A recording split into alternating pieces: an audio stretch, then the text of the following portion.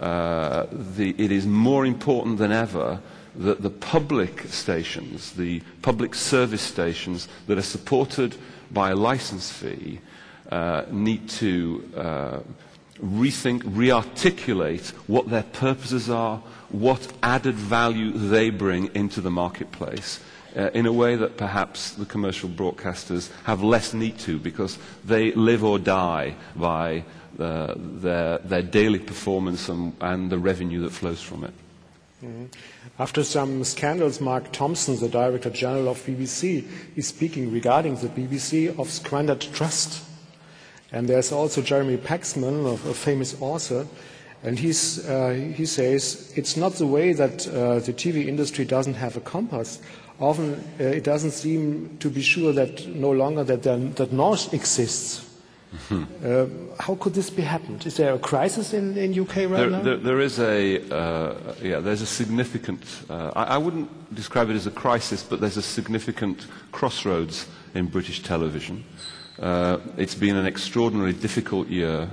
A number of editorial lapses on the BBC and Channel 4 and on ITV have been accompanied by a whole series of problems with premium line, phone competitions and interactivity. And I think that both the editorial problems and the issues to do with the premium phone lines have different causes. But I think underlying both of them is a failure on the part of the British television establishment, whether it's the BBC, Channel 4, or in the commercial sector, to take stock of how the significantly increased competition within British broadcasting that we've seen since the growth in digital television and the increase in, we now have 70% of homes have 200 channels. So the pressure, the competition that all broadcasters are under to succeed, I think has led to lapses in some of the fundamental values that underpin broadcast, that have traditionally underpinned broadcasting in the UK. I believe that out of these problems, a great deal of good will come. Already Channel 4, which is a public service channel entirely funded by advertising revenue, it's owned by the state. Channel 4 has announced significant measures in both in terms of creative renewal, in terms of specifically setting aside a certain sum of money to commission independents who have a turnover below €3 million a year, and by removing one of the editions of Big Brother they run each year off the channel. They're sending a signal that they need to get back to the basics and restate their values and their creative values.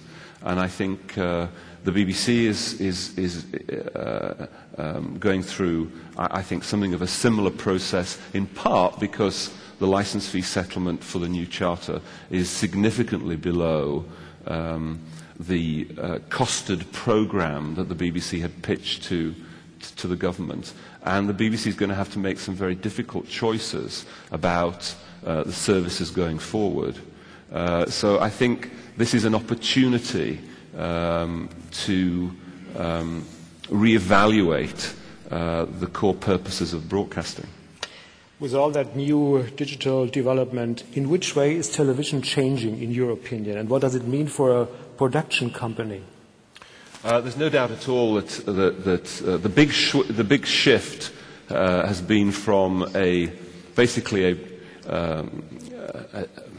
a public monopoly diktat, we will provide, to a situation where we have become more consumer-led. Broadcasting has professionalized to the point where we analyze in great detail what the audience's expectations are. And I think that's good, and professionalization is a good thing. However, the danger with it